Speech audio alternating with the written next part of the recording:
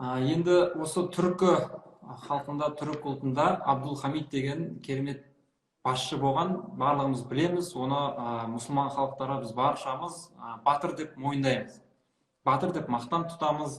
Енді көпшілік елдер оны, кейбір елдер армяндарға геноцид жасаған деп айыптайды. Осы жайлы не айтасыз?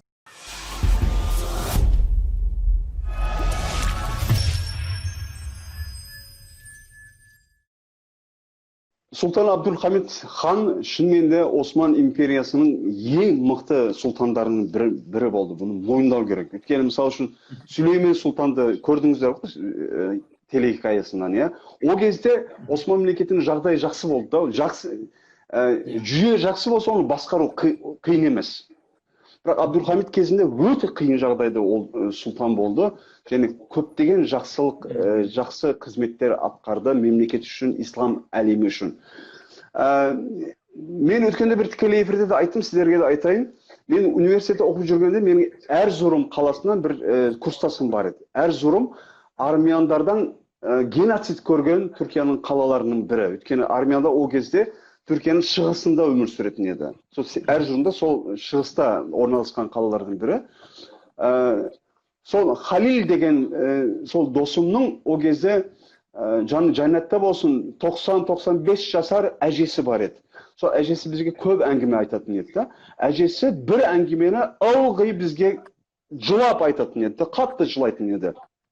Оны айтқаны бойынша, ол кішкентай қыз кезінде армяндар олардың ауылын басып алып, о кезде мен айтып кетейін, Осман мемлекеті көп майдандарда соғысып жатыр да, Балқандарда соғысып жатыр, о кезде Ливияда соғысып жатыр, Арабияда соғысып жатыр да, ауылдарда еркектер жоқ, ер азаматтар жоқ.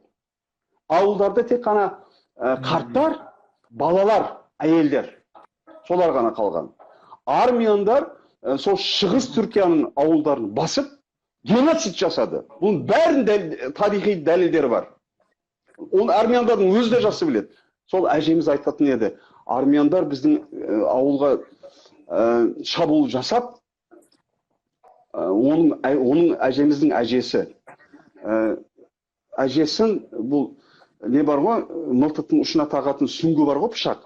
Онымен қарнын тесіп өлтіріп, оның әжесінше, о жерден, о тесілген жерлерден жынысты қатынасқа түсіпті. Құлақ естімеген нәрсе ғой бұл. Енді өлтірдің ба, өлтір, кет! Не қылған бұл? Ол қарнын тесіп о жерде жынысты қатынасқа түсу деген неме бұл?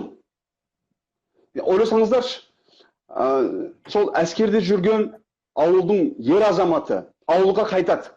Ауылға қайтқаннан кейін қарайды да, әжесі жоқ, әйелі жоқ, баласы жоқ, қарты жоқ, атасы жоқ, әжесі жоқ, ешнәрсе ешкім жоқ. Сүйектері ғана бар. Сіз болсаң, не істейсіз? Не істейсіз сіз? Не істейсіз? Әрине, армян, түрік халықтар арасында қақтығыстар болды.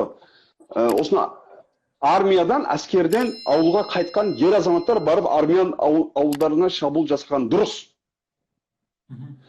Бұл екі ұлт арасында осына шабуыл қақтығыс болғаннан кейін Осман мемлекеті Абдулхамид хан армян ұлтының өкілдерін жер аударуға мәжбүр болды.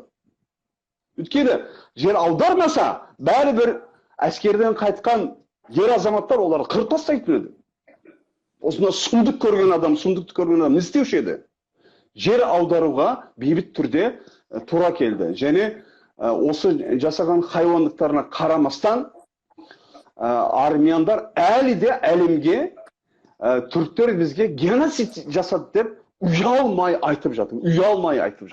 Мінекей көрдіңіз бе, армян ұлтының характерін көрдіңіздер ме? Әженің қарнын тесіп, о жер енді айтпай қойын, кеше ғана сол Қарабақ басып алынғанда Қожалыда бала шаған Балаян деген әскери дәрігер, армян дәрігер өз кітабында мақтанып жазып жатыр. Бір дейді, түрік баласын дейді, ол Азербайжан демейді. Түрік баласын ұстадым дейді да. Тірідей терісін сойдым дейді.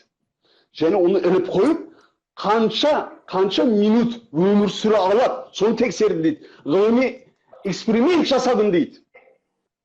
Тауып оқыңыздар интернеттен. Қожалыда Балаян деген дәрігердің, армян дәрігердің жасаған түрік баласы айтады да, бір 16 минуттан кейін қаза болды дейді. Қаза тапты дейді. Көрдіңіз бе? Бұл неге таңғалдырады?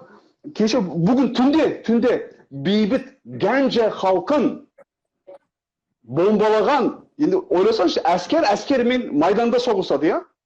Өйткені соғыстың өзінің этикасы бар.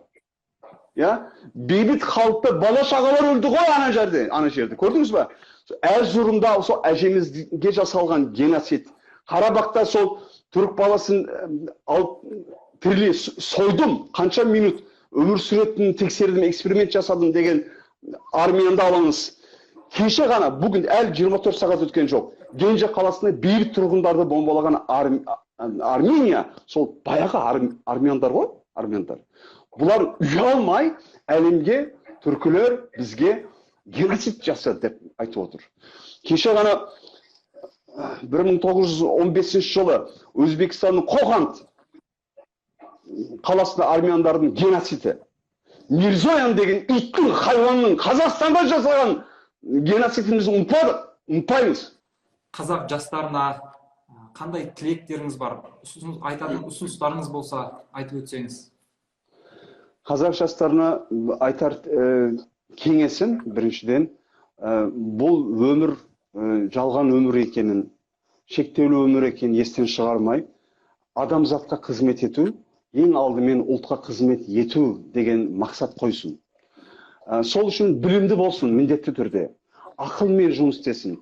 Бүкіл адамзатты жақсы көрсін. Әсіресе Қазақстанның ішінде бейбітшілікті, бірлікті сақтап, қазақты да өзге ұлттарды сыйлап, құрметтеп, бәрін тең көріп, бірақ өзінің ұлтының намысында таптатпай, бірақ мәдениетті түрде, мәдениетті әдістермен, жылы сөзбен, жақсылықпен, тек қана бүкіл әлемге түркі баласының, қазақ баласының қандай адам екенін көрсетшінші қазақ жастары. Қазақ жастарының қолынан келеді ол. Сол үшін Мағжан ағамыз айтқанда, мен жастарға сенемін. Алаш атын аспанға шығарар олар бір таңда. Мен жастарға сенемін. Әрине мәдениеттілік жолымен, адамгершілік жолымен ғана. Бірлікпен, бейбітшілікпен, татулықпен, ынтымақпен. Жақсы, рахмет аға. Бұйырса бұл сіздің айтқан өсиетіңізді, бұл ұсыныс тілектеріңізді қазақ жастары естиді, өзінің бойына сіңіреді және бұл жолда еңбек етеді деп сенеміз. Әрине барлығы бір Алланың қолында. Енді соңғы сұрақтарға тағы бір сұрақ қойсақ, өз жеке басыңызға қатысты. Енді алдағы уақытта қандай жоспарларыңыз бар, қандай іс-әрекеттер жасауға ниеттісіз? Енді Құдайдың өзі көрсетер, қазір өмір сүріп жатырмыз. Мен бір күнде сол ұлтқа қызмет етпей өткізсем, өзімді кінәлі есептеймін. Hazreti Ali'дің бір сөзі бар, пайғамбарымыздың күйеу баласы ғой, білесіздер. Пайғамбарымыздың күйеу баласы Hazreti Ali айтады екен де, бүгін Алла үшін не істедің деген сұрақты қояды екен, күнде өзіне. Мен соған ұқсап, күнде өзіме бүгін ұлтың үшін не істедің деген сұрақты қойып жүрмін. Енді ұлтқа қызмет етуді Құдай тағала бізге нәсіп етсін. Содан басқа айтар сөзім жоқ. Қанша өмірім қалған болса, Алла тағаладан бір тілерім, ұлтыма қызмет ету арқылы бүтін адамзатқа қызмет етуге, жақсылық жасауға маған мүмкіндік берсін. Мен Құдай тағаладан соны тілеймін. Тілеуіңізді қабыл етсін дейміз. Енді әрине аға, енді өзіңіздің жасап жүрген қазақ тілінің мәртебесі үшін, түркі халықтарының бірлігі үшін жасап жүрген біршама еңбектеріңізден хабардармыз. Сіздің жақсы ниеттеріңізді, жақсы ізгі жасаймын деген арман тілектеріңізді нәсіп етуді, сол өзіңіздің қолыңызбен жасап, осындай қазақ тілінің дәрежесі өте жоғары деңгейге шыққанын Құдай қаласа көргіміз келеді баршамыздың. Осы айтып Алла жатқан, жазса, бәрі ниеттеніп жақсы жүрген. болады. Құдай қаласа, бәрі жақсы болады. Өйткені біз жақсы ұлтпыз. Жақсы халықпыз біз. Ешкімге жамандығымыз жоқ. Құдай оны білмейді дейсің бе? Құдай бәрін көріп тұр. Біз Алланы жақсы көреміз. Алла да бізді жақсы көреді. Бәрі жақсы болады.